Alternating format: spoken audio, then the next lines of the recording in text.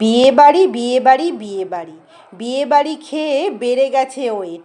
এবার ফুল ডায়েট। রাতের বেলা খেতে হবে ভরপুর কিছু।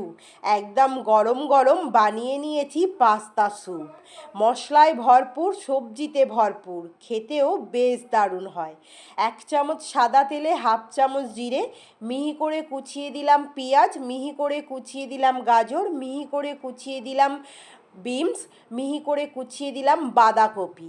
ভালো করে সমস্ত সবজিকে হাই ফ্লেমে 5 থেকে 7 মিনিট বেশ ভালো করে নিতে হবে নাড়াচাড়া, যাতে সবজির কাঁচা গন্ধটা যায় একদম কেটে। এরপর ভালো করে নাড়াচাড়া হয়ে গেলে দিয়ে দেব অল্প একটু জল, সবজিগুলোকে বেশ ভালো করে বয়েলড করে নেওয়ার জন্য। নাড়াচাড়া হয়ে গেছে, দিয়ে দিচ্ছি 1 থেকে 1.5 গ্লাসের মতো জল। এরপর সবজিগুলোকে ভালো করে বয়েলড করে নিচ্ছি। সবজি বয়েলড হয়ে যাবার পর আমি আবারও 2 থেকে 3 গ্লাস দিয়েছি জল। আর এখানে পেট ভর্তি রাখার জন্য আমি নিয়েছি পাস্তা। আমি সুজির পাস্তা ব্যবহার করেছি, আপনারা যে কোনো পাস্তা ব্যবহার করতে পারেন।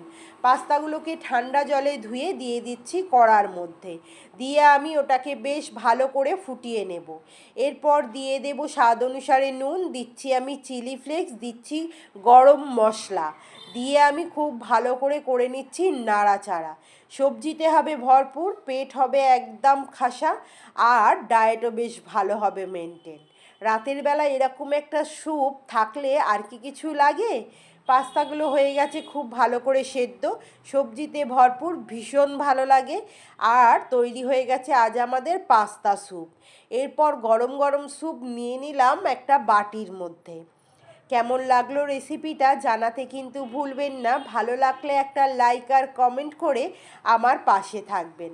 দিয়ে নিয়েছি আমি সমস্ত বোল্ডের মধ্যে, নিয়ে আমি দিয়ে দিচ্ছি গন্ধরাজ লেবু। আমার কাছে পাতিলেবু ছিল না, তাই আমি গন্ধরাজ লেবু ব্যবহার করেছি, তবে এখানে পাতিলেবু নিলেই সবচেয়ে ভালো হবে। এরপর আমি দিয়ে দেবো একটু চাট মশলা, খেতে কিন্তু বেশ দারুণ লাগে। আমি এভারেস্টের চাট মশলা ব্যবহার করেছি, আপনারা চাইলে যে কোনো কোম্পানির চাট মশলা ব্যবহার করতে পারেন। ওপর থেকে ছড়িয়ে দিচ্ছি একটু চাট মশলা। আর এর মধ্যে টেস্ট বাড়াতে দিয়ে দেবো একটু বাটার। যদি বাটার পছন্দ না করেন তাহলে অল্প একটু ঘিও এর মধ্যে দিতে পারেন, সেটাও কিন্তু মন্দ হয় না। শীতের রাতে গরম গরম পাস্তা স্যুপ রেডি। ডায়েট তো একটু মেনটেন করতেই হবে, তাই না? ভালো লাগলে একটা লাইক আর কমেন্ট করে আমার পাশে থেকো। আবারও দেখা হবে আমার সকল প্রিয় বন্ধুদের সঙ্গে নতুন কোনো রেসিপির সঙ্গে। ততক্ষণের জন্য টাটা।